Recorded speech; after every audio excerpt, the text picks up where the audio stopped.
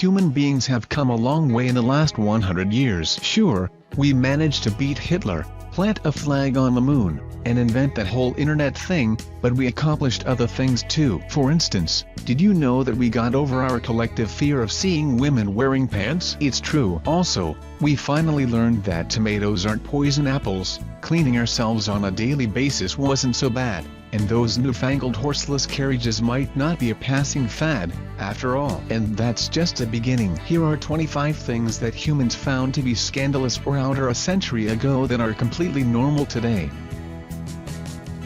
1. Reading in bed. Is there anything more soothing than curling up in bed with a good book at the end of the day? Not according to an 1832 editorial in the Family Monitor, which called bedside reading little less than tempting God to sport with the most awful danger and calamity which can affect ourselves and others. It likely had something to do with candles, which had a tendency to set a sleepy reader ablaze. 2. Speeding. Like Tom Cruise in Top Gun, we all feel the need for speed. But the lust to reach dangerous and ill-advised speeds for thrill is a fairly new impulse. The world's first speeding ticket, given to a Speed Devil Ohio motorist in 1904, was for going a mere 12 miles per hour. Some people were so terrified of machines propelling us forward at mild speeds that they predicted it could result in everything from immediate asphyxiation to a moral and intellectual decline. Voracious people will turn into the most immeasurable liars, one anxious anti-train zealot wrote in an 1830 op-ed. All their conceptions will be exaggerated by their magnificent notions of distance. 3. Women in pants. In Gold Rush era San Francisco, a woman in pants had to lobby her local alderman for permission to not be arrested for not dressing like a prostitute or maid. So yeah, it was frowned upon. The first women's trouser was introduced in 1918, with the ridiculous name Freedom Alls. They included a belted tunic over harem pants. So basically, the costume of a very uncomfortable Lady Genie. 4. Teenagers with cars. These days, the biggest concern about teenagers and cars is that they might be tempted to text and drive, thus killing themselves. But back in the 1920s, a teenager with a car could mean only one thing: they want to bone your daughter. 5. Using an umbrella. When a British wool merchant named Jonas Henway tried to walk the streets of London in the mid-18th century with an umbrella, stunned onlookers would pelt him with rubbish and even tried to run him over with their cars. He's still remembered by some history books as the courageous citizen who first carried an umbrella. However, these days an umbrella is an essential part of the rain gear every man needs. 6. Electricity. In the early 20th century, many people's first exposure to electricity was Thomas Edison electrocuting an elephant. So forgive them if they weren't super excited about filling their homes with the stuff. Even if they didn't think their family would be fried like an egg, there were other concerns. If you electrify homes, you will make women and children and vulnerable, claimed one naysayer. Predators will be able to tell if they are home because the light will be on, and you will be able to see them. If there's anything worse than a home invasion while being electrocuted, we'd like to hear it. 7. Sending children to school. In 1900, only about half of all U.S. kids between the ages of 5 and 19-year-olds were enrolled in any kind of school, and those who did show up usually dropped out around the 8th grade. Resentment about compulsory education had been festering for a while. One Democratic representative from Iowa grumbled in 1876 that forcing kids to go to school was anti-American, anti-Republican, anti-democratic. It may do in a monarchy where all is forced and compulsory, but in a free society it is unjust, wrong and unconstitutional. 8. Singing the national anthem before a sporting event. The Star-Spangled Banner didn't become our official national anthem until 1931. If you stood up before a ball game 100 years ago, it was just to get the hot dog vendors' attention. 9.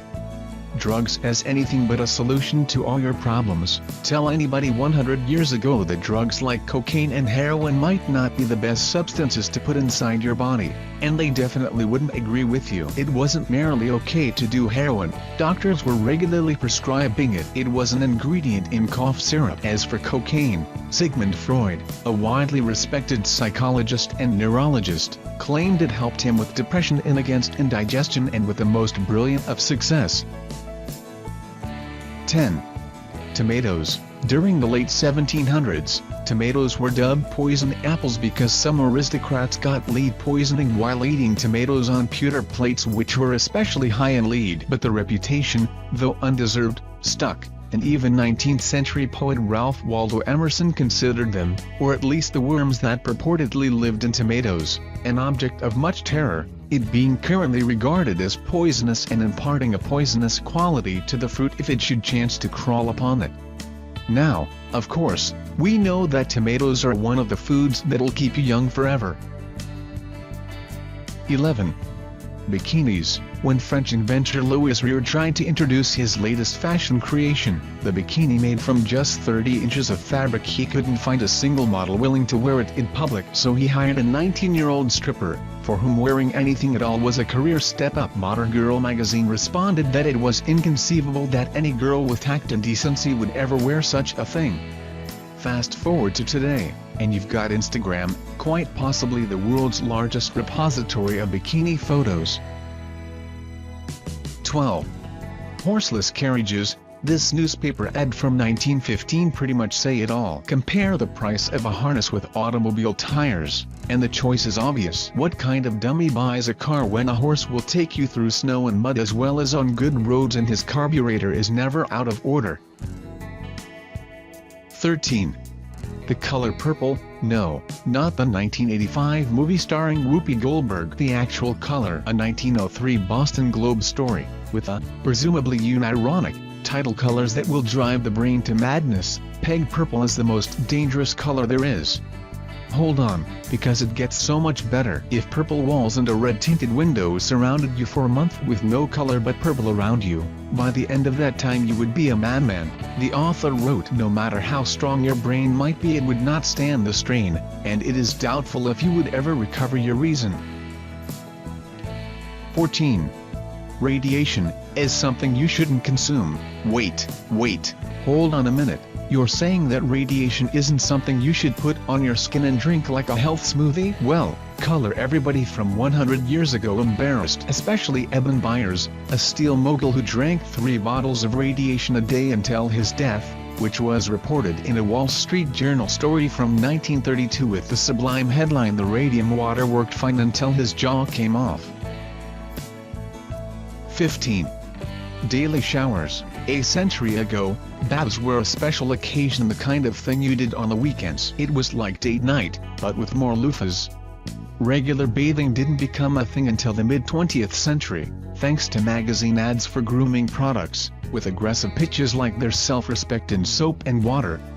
Today, a matching towel set is one of the things every man over 40 should own. 16. Coffee. You might think of coffee as a delicious morning beverage that keeps you alert and productive when you'd rather be sleeping. But to early 17th century Catholics it was a bitter invention of Satan and a delicious devil's drink. Can't we all be right now? Coffee is probably an inescapable part of your morning routine. 17. Bicycles. The problem with bicycles is that sometimes women insist on riding them and then they forget to do things, like the bullet points outlined in this 1896 article. A woman on a bicycle should never coast, too dangerous, wear tight garters or heavy jewelry, refuse assistance from a man who's felt pity for their dainty lady legs and wants to push them up a steep hill, or worst of all, makes a bicycle face, described as a haggard, worried expression in this 1895 newspaper story.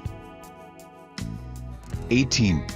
Living to 100. In 1900, the average life expectancy for an American man was 48.3, and that was if he was lucky. Today, it's around 78.7, and the chances of hitting 100 aren't as laughably rare anymore. In just the last decade and a half, According to the Centers for Disease Control and Prevention, Americans living to 100 have increased by more than 43%. Becoming a supercentenarian will always be amazing, but it no longer makes you look like a biblical character.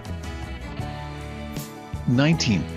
Smoking bans. Even up to the 1950s and 60s, you could smoke pretty much anywhere. Restaurants, movie theaters, airplanes, even hospitals. The only places where cigarettes were frowned upon were elevators, churches, and high school classrooms, and you could probably smoke there too if you were nice about it.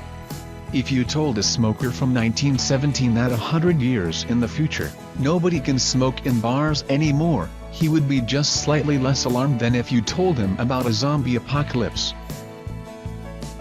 20.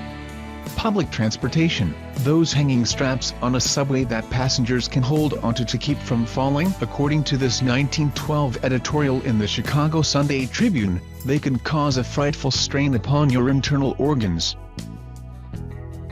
21.